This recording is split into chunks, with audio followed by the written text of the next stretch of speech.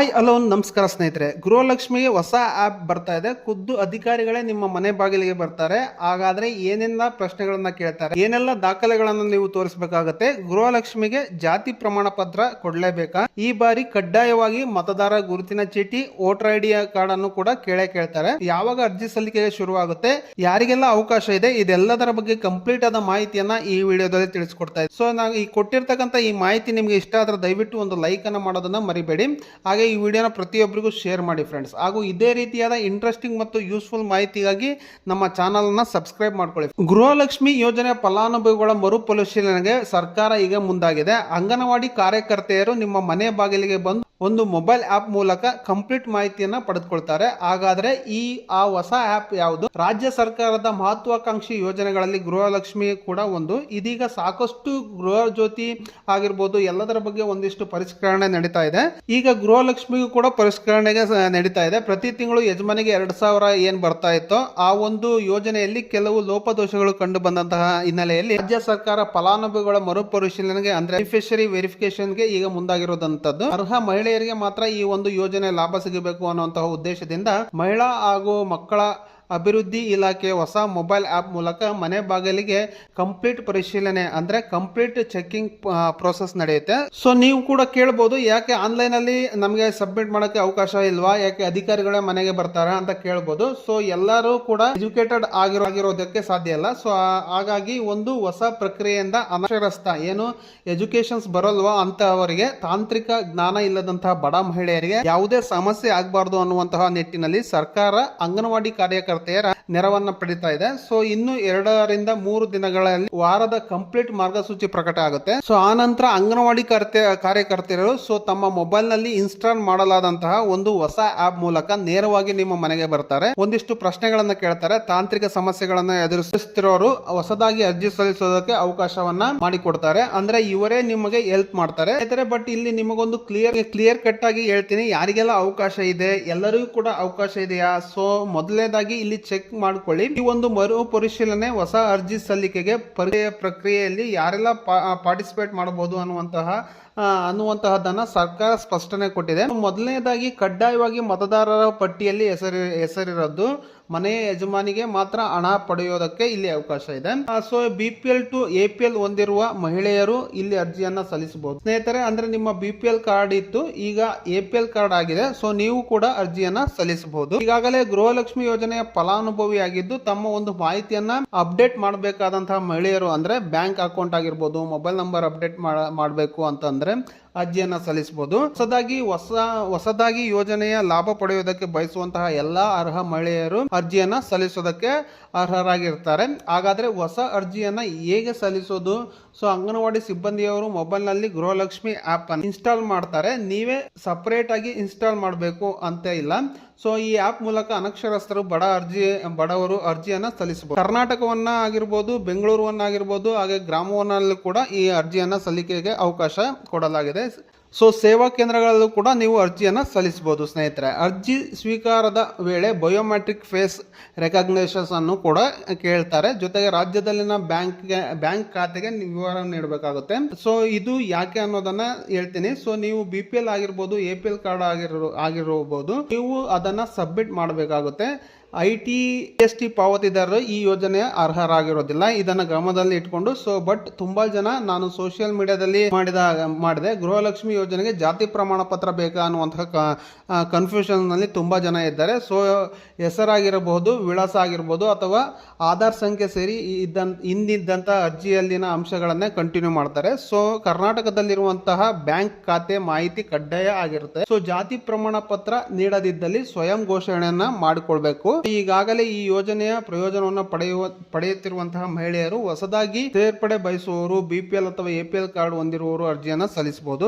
But ಇಲ್ಲಿ ತೀರೋಗಿರ್ತಾರೋ ಅಂತಹ ಹೆಸರಲ್ಲಿ ಅರ್ಜಿ ಸಲ್ಲಿಸುವುದಕ್ಕೆ ಅವಕಾಶ ಇಲ್ಲ. ಸೊ ಹಾಗಾಗಿ ಜಾತಿ ಪ್ರಮಾಣ ಪತ್ರ ಬೇಕಾ ಎನ್ನುವಂತಹದ್ದು ಸಾಕಷ್ಟು ಜನರಲ್ಲಿ ಕನ್ಫ್ಯೂಷನ್ಸ್ ಇದೆ. ಸದ್ಯದ ಮಟ್ಟಿಗೆ ಜಾತಿ ಪ್ರಮಾಣ ಪತ್ರವನ್ನ ಎಲ್ಲೂ ಕೂಡ ಕೇಳ್ತಾ ಇಲ್ಲ. ಬಟ್ ಇಲ್ಲಿ ತುಂಬಾ ಜನರಿಗೆ ಇರುವಂತಹ ಒಂದು ಪ್ರಶ್ನೆ ಏನಪ್ಪಾ ಅಂತಂದ್ರೆ, ಯಾಕೆ ಮರುಪರಿಶೀಲನೆ ಮಾಡ್ತಾ ಇದ್ದಾರೆ, ಇದಕ್ಕೆ ರೀಸನ್ ಏನು ಅನ್ನುವಂತ ಆಗಿರುವಂತಹದ್ದು. ಇದಕ್ಕೆಲ್ಲದಕ್ಕೂ ಕಾರಣ CAG ರಿಪೋರ್ಟ್ ಅಂದ್ರೆ ಭಾರತದ ಮಹಾಲೇಖ ಪರಿಶೋಧಕ ಹಾಗೆ ನಿಯಂತ್ರಕ ಅಂದ್ರೆ CAG ವರದಿ ಪ್ರಕಾರ ಗೃಹಲಕ್ಷ್ಮಿ ಯೋಜನೆಯ ಹಣ ವಿತರಣೆಯಲ್ಲಿ ಒಂದಷ್ಟು ಗೊಂದಲಗಳು ಪತ್ತೆಯಾಗಿದೆ. ಈ ಲೋಪದೋಷಗಳನ್ನ ಸರಿಪಡಿಸುವುದಕ್ಕೆ ಹಾಗೆ ನೈಜ ಫಲಾನುಭವಿಗಳು ಯಾರು ಇದಕ್ಕೆ ಅರ್ಹರಾಗಿದ್ದಾರೋ ಅವರಿಗೆ ಮಾತ್ರ ಈ ಯೋಜನೆಯ 2,000 ಸಿಗಬೇಕು ಅನ್ನುವಂತಹ ನಿಟ್ಟಿನಲ್ಲಿ ಈ ಹೆಜ್ಜೆಯನ್ನ ಇಟ್ಟಿರುವಂತದ್ದು. ಮುಖ್ಯಮಂತ್ರಿಗಳ ಅಧ್ಯಕ್ಷತೆಯಲ್ಲಿ ವಿಧಾನಸೌಧದ ಸಮಿತಿ ಕೊಠಡಿಯಲ್ಲಿ ಒಂದಿಷ್ಟು ಯೋಜನೆ ಅಂದ್ರೆ ಈ ಗ್ಯಾರಂಟಿ ಯೋಜನೆಗಳ ಬಗ್ಗೆ ಸಿಕ್ಕಾಪಟ್ಟೆ ಚರ್ಚೆಯಾಗಿದೆ. ಅದರಲ್ಲಿ ಒಂದಿಷ್ಟು ಅಂಶಗಳನ್ನ ಬಗ್ಗೆ ಡಿಸ್ಕಷನ್ ಮಾಡಿದ್ದಾರೆ. ಈಗ ನಾನು ಹೇಳ್ತಾ ಹೋಗ್ತೇನೆ ಯಾವ್ಯಾವ ಅಂಶಗಳನ್ನ ಇಲ್ಲಿ ಡಿಸ್ಕಷನ್ ಆಗಿದೆ ಅನ್ನುವಂಥದ್ದು. ಮೇಜರ್ ಆಗಿ ಸೊ ಇವೆಲ್ಲದಕ್ಕೂ ಕಾರಣ ಇದೇ ಆಗಿರುತ್ತೆ. ಸೊ ಮೊದಲನೇದಾಗಿ ಏರ್ಟೆಲ್ ಬ್ಯಾಂಕ್ ನಲ್ಲಿ UPI ಖಾತೆಗಳನ್ನ ತೆಗೆದು ದುರುಪಯೋಗ ಪಡಿಸಿಕೊಳ್ಳುತ್ತಿರುವುದು ಪ್ರಕರಣಗಳು ಇತ್ತೀಚೆಗೆ ಜಾಸ್ತಿ ಆಗ್ತಾ ಇದೆ. ಇದು ಅಧಿಕಾರಿಗಳ ಸಭೆಯಲ್ಲಿ ಗಮನಕ್ಕೆ ತಂದಿರುವಂತದ್ದು. ಇನ್ನು ಎರಡನೇದಾಗಿ ಖಾತೆಗಳು ಕರ್ನಾಟಕದ ರಾಜ್ಯದಲ್ಲಿ ಮಾತ್ರ ಇರಬೇಕು, ಇತರ ರಾಜ್ಯಗಳಿರುವಂತಹ ಖಾತೆಗಳಿಗೂ ಹಣ ಹೋಗ್ತಿರೋದು ಗೊತ್ತಾಗಿದೆ. ಇವುಗಳನ್ನ ಸ್ಟಾಪ್ ಮಾಡಬೇಕು. ಇನ್ನು ನಮ್ಮ ರಾಜ್ಯದ ಯೋಜನೆಗಳು ನಮ್ಮ ರಾಜ್ಯದ ಫಲಾನುಭವಿಗಳಿಗೆ ಮಾತ್ರ ಸಿಗಬೇಕು, ಇತರ ರಾಜ್ಯದ ಮತದಾರರಿಗೆ ಯೋಜನೆ ಲಾಭ ಆಗ್ತಾ ಇದೆ. ಸೊ ಇದನ್ನ ಸ್ಟಾಪ್ ಮಾಡೋದಕ್ಕೆ ಅನುಕೂಲಸ್ಥರು ಯಾರು ಗ್ಯಾರಂಟಿ ಯೋಜನೆಗಳನ್ನ ಸ್ವಯಂ ಪ್ರೇರಿತವಾಗಿ ಬಿಟ್ಟು ಕೊಡುವ ಮೂಲಕ ಇತರ ಅರ್ಹ ಫಲಾನುಭವಿಗಳಿಗೆ ನೆರವಾದರೆ ಇದೊಂದು ಒಳ್ಳೆ ಕೆಲಸ ಅಂತ ಹೇಳ್ತಾ ಇದ್ದಾರೆ. ಅಂತವರಿಗೆ ನಾವು ಪ್ರೋತ್ಸಾಹ ನೀಡ್ತೀವಿ ಅಂತ ಅಂದ್ರೆ ಈಗ ಈ ಒಂದು ಯೋಜನೆಗೆ ನಾನು ಅರ್ಹ ಅಲ್ಲ, ಸೊ ನಾನು IT GST ಆಗಿರ್ಬೋದು ಎಲ್ಲವನ್ನ ಪಾವತಿಸ್ತೀನಿ, ಆದ್ರೂ ಕೂಡ ನಾನು 2,000 ಹಣ ಪಡಿತಾ ಇದ್ದೀನಿ, ಇದು ನನಗೆ ತಪ್ಪು, ಸೊ ಹಾಗಾಗಿ ಇದನ್ನ ನಾನು ಸ್ಟಾಪ್ ಮಾಡ್ತೀನಿ ಅಂತಂದ್ರೆ ಸರ್ಕಾರ ನಿಮಗೆ ಪ್ರೋತ್ಸಾಹವನ್ನ ನೀಡುತ್ತೆ. ಅಂದ್ರೆ ನಾವೇ ಖುದ್ದಾಗಿ ಇಲ್ಲಿ ನಾನು ಇದರ ಒಂದು ಬೆನಿಫಿಟ್ ಅನ್ನ ನಾನು ಪಡ್ಕೊಳ್ಳಲ್ಲ ಸ್ಟಾಪ್ ಮಾಡಿದ್ರೆ ಇದು ಬೆಸ್ಟ್ ಅನ್ನುವಂತದನ್ನ ಈ ಒಂದು ಸಭೆಯಲ್ಲಿ ಡಿಸ್ಕಷನ್ ಮಾಡಿದ್ದಾರೆ. ಇನ್ನು ಸ್ನೇಹಿತರೆ ಗೃಹಲಕ್ಷ್ಮಿ ಯೋಜನೆಯ ಬಗ್ಗೆ ಒಂದಷ್ಟು ಟೆಕ್ನಿಕಲ್ ಏನು ಸಮಸ್ಯೆ ಇದೆಯೋ ಅದರ ಬಗ್ಗೆ ಕೂಡ ಡಿಸ್ಕಷನ್ ಮಾಡ್ತಾ ಇದ್ದಾರೆ. ಸಾಕಷ್ಟು ಟೆಕ್ನಿಕಲ್ ಸಮಸ್ಯೆ ಆಗ್ತಾ ಇದೆ ಅಂತ.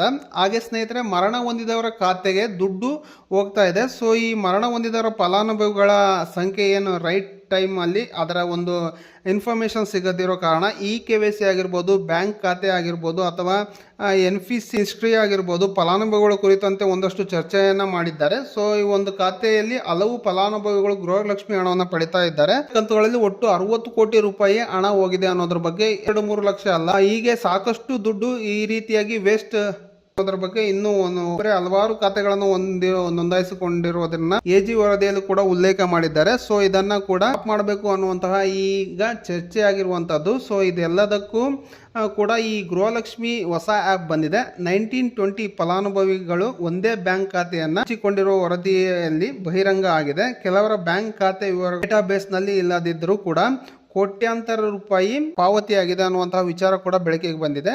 ಅವರು ರಿಜಿಸ್ಟರ್ ಆಗಿಲ್ಲ ಆದ್ರೂ ಕೂಡ ದುಡ್ಡು ಹೋಗ್ತಾ ಇದೆ.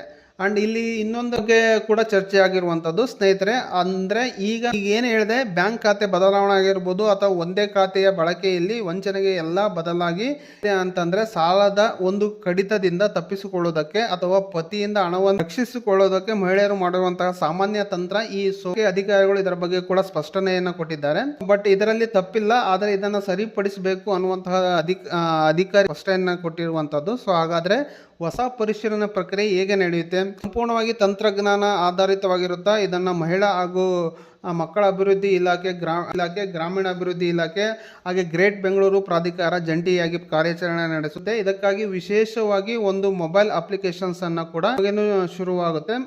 ಮನೆಗೆ ತೆರಳಿ ಮಾಹಿತಿನ ಕಲೆಕ್ಟ್ ಮಾಡ್ತಾರೆ. ಸೊ ಹಾಗಾದ್ರೆ ಅಧಿಕಾರಿಗಳು ಬಂದಾಗ ನಿಮ್ಮ ಹತ್ರ ಏನೇನು ಡಾಕ್ಯುಮೆಂಟ್ ಇರಬೇಕು ಅದನ್ನು ಕ್ವಿಕ್ ಆಗಿ ಹೇಳ್ತೀನಿ ಕೇಳಿ, ಇಟ್ಕೊಳ್ಳಿ.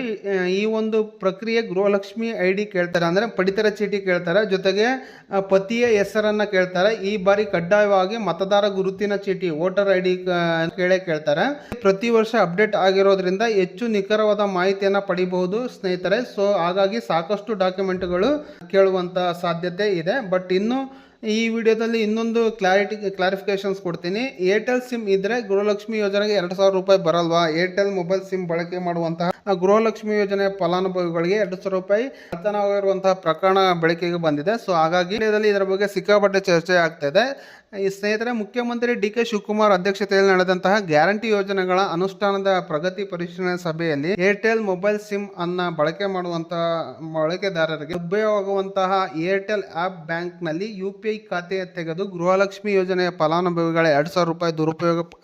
ಸೊ ಇದನ್ನ ಸ್ಟಾಪ್ ಮಾಡೋದು ಅನ್ನೋದಕ್ಕೆ ಕೂಡ ಚರ್ಚೆಯಾಗಿದೆ ಸ್ನೇಹಿತರೆ. ಸೊ ಈ ವೇಳೆ ಡಿ.ಕೆ. ಶಿವಕುಮಾರ್ ಏನ್ ಹೇಳಿದ್ದಾರೆ ಅಂತಂದ್ರೆ, ಬ್ಯಾಂಕ್ ಖಾತೆಗಳು ಕರ್ನಾಟಕ ರಾಜ್ಯದಲ್ಲಿ ಮಾತ್ರ ಇರಬೇಕು, ಇತರ ರಾಜ್ಯಗಳಿರುವಂತಹ ಖಾತೆಗಳಿಗೆ ಹಣ ಹೋಗ್ತಿರೋದನ್ನ ಪತ್ತೆ ಮಾಡಬೇಕು, ಇವುಗಳನ್ನ ಸ್ಟಾಪ್ ಮಾಡಬೇಕು. ನಮ್ಮ ರಾಜ್ಯದ ಯೋಜನೆಗಳು ನಮ್ಮ ರಾಜ್ಯದ ಫಲಾನುಭವಿಗಳಿಗೆ ಮಾತ್ರ ಸಿಗಬೇಕು, ಇದರ ಮತದಾರರಿಗೆ ಈ ಯೋಜನೆ ಲಾಭ ಹೋಗ್ತಾ ಇದೆ. ಸೊ ಇದು ಸ್ಟಾಪ್ ಮಾಡಬೇಕು ಅನ್ನೋದನ್ನ ಹೇಳಿದ್ದಾರೆ. ಸೊ ಹಾಗಾಗಿ ಏರ್ಟೆಲ್ ಸಿಮ್ ಇದ್ರೆ 2,000 ಬರಲ್ಲ ಅನ್ನುವಂಥದ್ದಲ್ಲ. ಸೊ ಇದರಲ್ಲಿ ದುರುಪಯೋಗ ಆಗ್ತಾ ಇದೆ, ಇದನ್ನ ಐಡೆಂಟಿಫೈ ಮಾಡಿ ಹಾಗಾಗಿ ಒಬ್ಬ ಅರ್ಹ ಫಲಾನುಭವಿಗಳಿಗೆ ತೊಂದರೆ ಆಗಬಾರ್ದು ಅನ್ನುವಂಥದ್ದನ್ನು CM ಹೇಳಿದ್ದಾರೆ.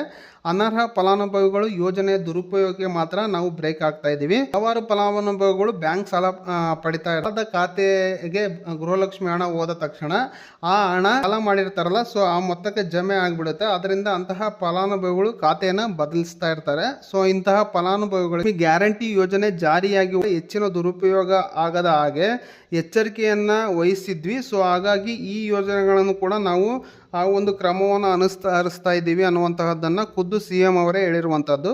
ಇಂದಿನಂತೆ ಕರ್ನಾಟಕ ಒನ್, ಬೆಂಗಳೂರು ಒನ್ ಆಗಿರ್ಬೋದು, ಗ್ರಾಮ ಒನ್ಗಳಲ್ಲೂ ಕೂಡ ಅಧಿಕೃತ ಬ್ರೌಸಿಂಗ್ ಸೆಂಟರ್ಗಳಲ್ಲಿ ಅರ್ಜಿಯನ್ನು ಸಲ್ಲಿಸುವುದಕ್ಕೆ ಅವಕಾಶವನ್ನು ಕೊಟ್ಟಿದ್ದಾರೆ ಸ್ನೇಹಿತರೆ. ಸೊ ಈ ಬಾರಿ ಮರು ಅರ್ಜಿಯನ್ನು ದುರುಪಯೋಗ ತಡೆಯುವುದಕ್ಕೆ ಬಯೋಮೆಟ್ರಿಕ್ ಅಥವಾ ಫೇಸ್ ರೆಕಗ್ನೈಸೇಷನ್ಸ್ ಅಂದರೆ ಮುಖ ಗುರುತಿಸುವಿಕೆ ತಂತ್ರಜ್ಞಾನವನ್ನು ಕೂಡ ಅಳವಡಿಸುವುದಕ್ಕೆ ಮುಂದಾಗಿದ್ದಾರೆ. ಅಂಗನವಾಡಿ ಕಾರ್ಯಕರ್ತ ಫೋನ್ನಲ್ಲಿ ಥಂಬ್ ಇಂಪ್ರೆಷನ್ಸ್ ಇರುತ್ತಲ್ಲ, ಸೊ ಈ ವ್ಯವಸ್ಥೆ ಈ ಬಾರಿ ಇರೋದ್ರಿಲ್ಲ. ಸೊ ಈ ಒಟ್ಟಿನಲ್ಲಿ ನೈಜ ಗೃಹಲಕ್ಷ್ಮಿಯರಿಗೆ ಯಾವುದೇ ಅನ್ಯಾಯ ಆಗದಂತೆ ನೋಡಿಕೊಳ್ಳುವುದಕ್ಕೋಸ್ಕರ ಈ ಯೋಜನೆಯ ದುರುಪಯೋಗವನ್ನು ಸ್ಟಾಪ್ ಮಾಡೋದಕ್ಕೆ ಸರ್ಕಾರ ಈ ಒಂದು ಮಹತ್ವದ ನಿರ್ಧಾರವನ್ನು ಕೈಗೊಂಡಿರುವಂತದ್ದು. ಸೊ ಎಲ್ಲರೂ ಕೂಡ ಟೆನ್ಷನ್ ಇದ್ದಾರೆ, ಯಾವುದಪ್ಪ ಈ ಹೊಸ ಆ್ಯಪ್, ಇದರಿಂದ ಏನು ಸಮಸ್ಯೆ, ಇನ್ನು ಮುಂದೆ ನಮಗೆ 2,000 ಬರಲ್ವಾ ಅಂತ ಹೇಳ್ಕೊಂಡು ಏನೋ ಟೆನ್ಷನ್ ಕರೆಕ್ಟಾಗಿ ಎಲ್ಲ ದಾಖಲೆಗಳನ್ನು ಸಬ್ಮಿಟ್ ಮಾಡಿ ಗೃಹಲಕ್ಷ್ಮಿ ಯೋಜನೆಗೆ ನೀವು ಎಲ್ಲ ರೀತಿಯಲ್ಲಿ ಅರ್ಹರಾಗಿದ್ದರೆ ಖಂಡಿತವಾಗಿಯೂ ನಿಮಗೆ 2,000 ರೂಪಾಯಿ ಕಂಟಿನ್ಯೂ ಆಗುತ್ತೆ.